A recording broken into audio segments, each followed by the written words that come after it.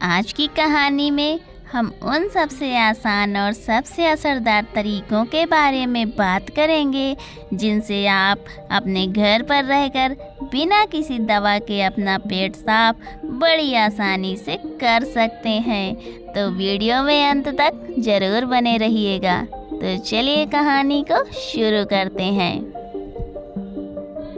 किसी गांव में रामू नाम का एक व्यक्ति रहता था। वो अपने पेट को लेकर बहुत ही ज़्यादा परेशान रहता था। वो एक दिन एक महात्मा के पास जाता है क्योंकि वो महात्मा आयुर्वेद के बड़े ज्ञानी थे। रामू महात्मा से प्रणाम करता है और कहता है, हे मुनिवर, मैं अपने पेट को लेकर बहुत ज़्यादा परेशान हूँ।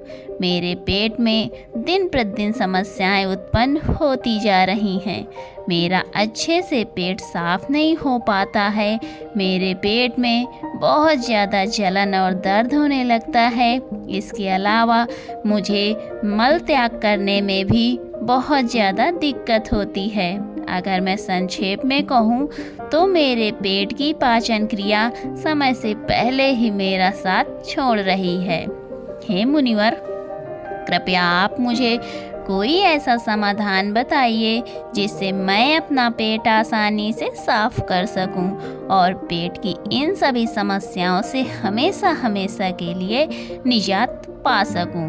पहले तो उस महात्मा ने रामू की सभी बातों को ध्यानपूर्वक सुना और फिर कहा, हमारे आयुर्वेद के सिद्धांत के अनुसार जितना समय आपको टॉयलेट करने में लगता है उतना ही समय पेट साफ होने में लगना चाहिए, तभी आप स्वस्थ हैं। लेकिन बहुत सारे लोग टॉयलेट में बहुत देर तक बैठे रहते हैं, मोबाइल चलाते रहते हैं, न्यूज़पेपर पढ़ते रहते हैं, लेकिन उसके बावजूद उनका पेट साफ नहीं हो पाता है और इसी कारण से उनके मन का संतुलन पूरे दिन बिगड़ा रहता है।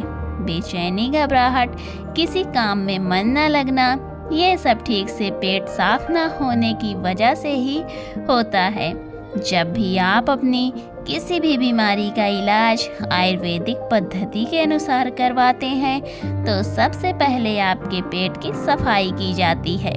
ये अपने आप में पूरा इलाज नहीं है, लेकिन ये शरीर के सुधार के लिए बुनियादी वातावरण पैदा करता है। कोई भी दवा तभी ठीक प्रकार से काम करेगी जब आपका पेट साफ होगा, वरना तो आप कितनी भी दवाइयाँ लें, कितने भी इलाज करवाएं, कोई फर्क नहीं पड़ने वाला।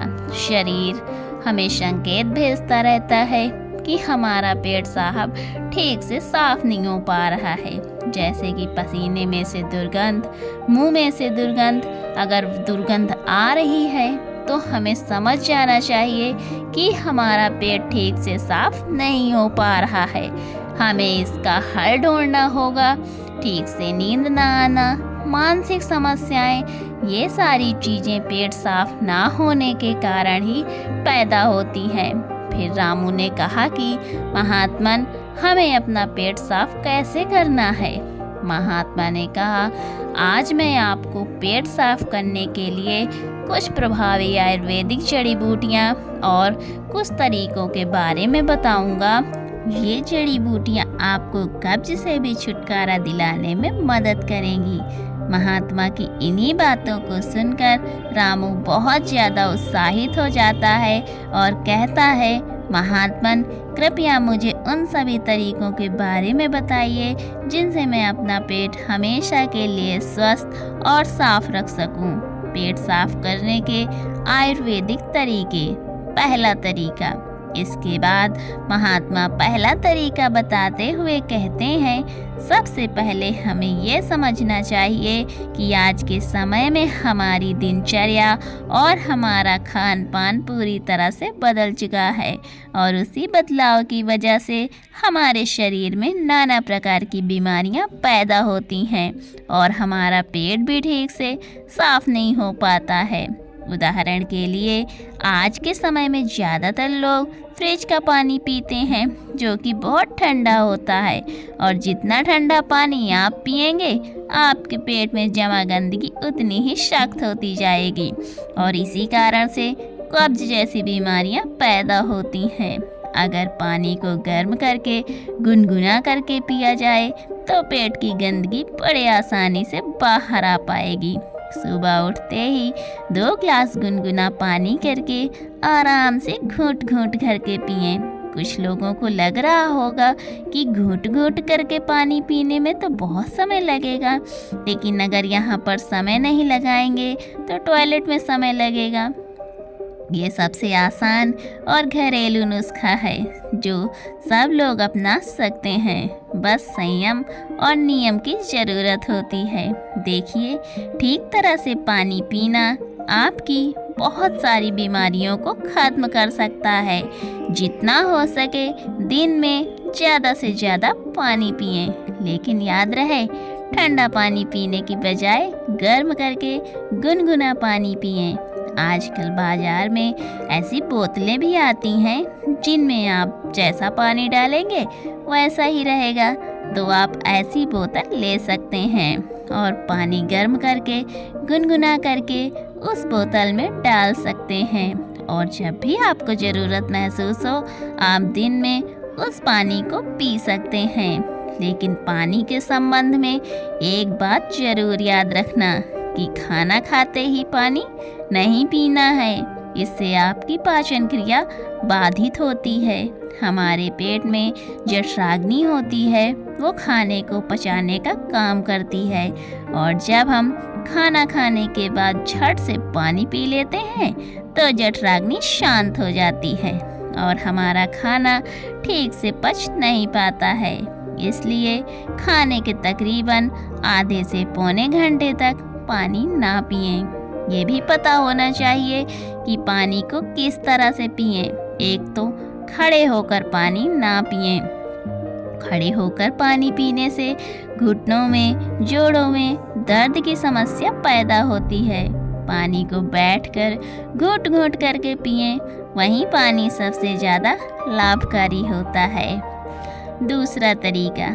इसके बाद महात्मा ने रामू को दूसरा तरीका बताते हुए कहा, खाना खाने के बीच में कम से कम 5 घंटे का अंतर होना चाहिए, जिससे कि खाना जो आपने खाया है वो ठीक से हजम हो सके, उसका पाचन ठीक से हो सके। जब हमारा शरीर पाचन की क्रिया कर रहा होता है तब शरीर के बाकी क्रियाएं धीमी रफ्तार पर चलने लगती हैं, क्योंकि कोशिकाओं के स्तर पर शुद्धिकरण धीमी रफ्तार पर चलने लगता है और इस कारण शरीर अपनी गंदगी खुद साफ नहीं कर पाता है। लेकिन अगर आप खाने के बीच में कम से कम 5 घंटे का अंतराल देते हैं तो इससे आपके शरीर को पर्याप्त समय मिलता है कि उसकी कोशिकाएं खुद अपनी गंदगी, अपने शरीर की गंदगी साफ कर सकें। पश्चिमी भाषा में हम इसे इंटरमिटेंट फास्टिंग भी कहते हैं, लेकिन इंटरमिटेंट फास्टिंग में ज़्यादा समय तक भूखा रहना पड़ता है। इसको हम अर्ध उपवास भी बोल सकते हैं। अब महात्मा ने रामू को तीसरा असरदार तरीका बताते हुए कहा कि अपने पेट को साफ करने के लिए हमें ये समझना होगा कि जो लार होती है वही हमारे खाने को पचाने का काम करती है। जितनी ज़्यादा मात्रा में लार पैदा होगी उतना ही आसानी से खाना पच जाएगा। कुछ लोगों का मुंह हमेशा सूखा रहता है, उसमें लार पैदा नहीं होती है, इसलिए उनका खाना ठीक से हजम नहीं हो पाता। इसके लिए ज़रूरी है कि हमारा शरीर सही मात्रा में लार पैदा करे। उसके लिए हमें ज़्यादा से ज़्यादा सलाद खाना चाहिए। सलाद खाने से लार पैदा होती है और फाइबर होते हैं सलाद में, जिससे हमारा खाना आसानी से हजम हो जाता है। इसके अलावा खाना खाने के बाद कुछ मीठा खाया जा सकता है। जिन लोगों को शुगर या डायबिटीज नहीं है वे आसानी से मीठा खा सकते हैं। और वो मीठा खाने के कारण उनके शरीर में लार पैदा होने लगती है, जिससे कि पाचन क्रिया आसान हो जाती है। अगर आप सलाद को खाना खाने से पहले खाते हैं तो वो ज़्यादा लाभकारी होता है। उससे आपकी भूख बढ़ती है और आपके शरीर में लार पैदा होना शुरू हो जाती है। चौथा तरीका।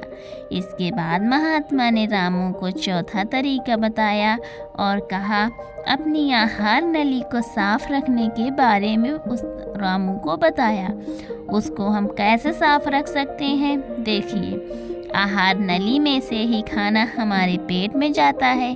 अगर आहार नली ठीक से साफ नहीं होगी तो हमारे खाने के साथ ऐसे कीटाणु हमारे पेट में पहुँचेंगे जो हमारे शरीर को नाना प्रकार से नुकसान पहुंचाएंगे। इसलिए ज़रूरी हो जाता है कि जो आहार नली है उसमें जो कीटाणु हैं उनकी ठीक से सफाई हो जाए। और इसके लिए सबसे ज़्यादा लाभकारी होता है नीम। नीम एक ऐसा दिव्य पेड़ है जो भारत में बड़ी आसानी के साथ उपलब्ध हो जाता है, हर जगह मिल जाता है। नीम की पत्तियों को और हल्दी को पीसकर एक छोटी सी गोली बन जाती है। कुछ दिनों तक सुबह उठकर उस गोली को पानी के साथ सीधा गटक लिया जाए, जिससे कि आपकी आहार नली पूरी तरह से साफ हो जाएगी। हमेशा नहीं करना है, ये सिर्फ 7 दिनों तक करें। 7 दिनों में आधी आहार नली पूरी तरह से साफ हो जाएगी। हर 3 महीने में इसको दोहराते रहें, जिससे कि आपकी आहार नली समय समय पर साफ होती रहे और आपके पेट में ऐसे कीटाणु कभी न पहुंच पाए जो आपकी पाचन क्रिया को बाधित करते हैं। 5वां तरीका। महात्मा ने पेट साफ करने का 5वां तरीका बताते हुए कहा, रामू, ये तरीका उन लोगों के लिए है जिन्हें ज़्यादातर समय कब्ज की समस्या रहती है। जिन लोगों को लंबे समय से कब्ज की समस्या है वो अरंडी के तेल का इस्तेमाल कर सकते हैं। रात में सोने से पहले 1 गिलास दूध के अंदर आधा चम्मच गुनगुना अरंडी का तेल मिलाकर पिएं। 1 हफ्ता पीने के बाद पुरानी से पुरानी कब्ज भी ठीक हो जाती है। ये अरंडी का तेल दूध में गुनगुना करके ही मिलाएं और सिर्फ आधा चम्मच मिलानी है। सोने से पहले पीना है। इससे क्या होगा, आपकी आंतों के पास एक चिकनाई की परत बन जाएगी, एक कवच बन जाएगा, जिसके कारण से आपके आंतों में खाना नहीं चिपकेगा। और खाना अगर आंत में नहीं चिपकेगा तो कब्ज की समस्या कभी नहीं होगी। देसी अरंडी का तेल लें। पैकिंग में जो तेल आता है जो अंग्रेजी होता है वो उतना लाभकारी नहीं होता है। किसी भी पंसारी से खुले में तेल ले लें। एक तो सस्ता भी होगा और दूसरा वो लाभकारी भी ज़्यादा होगा। इसके अलावा सोने से पहले त्रिफला का भी सेवन किया जा सकता है। आंवला, बहेड़ा, हरड़, ये 3 ऐसे जादुई फल हैं जिनसे मिलकर बनता है त्रिफला। इन तीनों की अलग अलग खूबियाँ हैं, लेकिन अगर ये तीनों एक साथ मिला दिए जाएं तो इनकी दिव्यता, इनके गुण और भी ज़्यादा बढ़ जाते हैं। रात को सोने से पहले गुनगुने पानी के साथ आधा चम्मच त्रिफला का सेवन किया जाए, शरीर की सारी गंदगी बड़ी आसानी से साफ हो जाएगी। कोई प्रयास नहीं करना पड़ेगा, कोई जोर जबरदस्ती करने की आवश्यकता ही नहीं रहेगी। तो ये कुछ आसान से घरेलू उपाय थे जिनको अपनाकर कोई भी अपने शरीर को स्वस्थ रख सकता है, अपने पेट की ठीक से सफाई कर सकता है। तो दोस्तों, कैसी लगी आज की कहानी आपको? उम्मीद करती हूँ कि आज की कहानी से तो आपको बहुत कुछ सीखने को मिला होगा। तो अगर आपको ये कहानी पसंद आई है तो मुझे कमेंट बॉक्स में ज़रूर बताइएगा और मेरे वीडियो को लाइक करिएगा। वीडियो में अंत तक बने रहने के लिए आपका बहुत बहुत धन्यवाद। मिलती हूँ आपसे अगली कहानी में, तब तक अपना ख्याल रखें। और हाँ, अगर अभी तक आपने मेरे चैनल को सब्सक्राइब नहीं किया है तो प्लीज़ मेरे चैनल को सब्सक्राइब कर लीजिए और मुझे सपोर्ट करिए। धन्यवाद।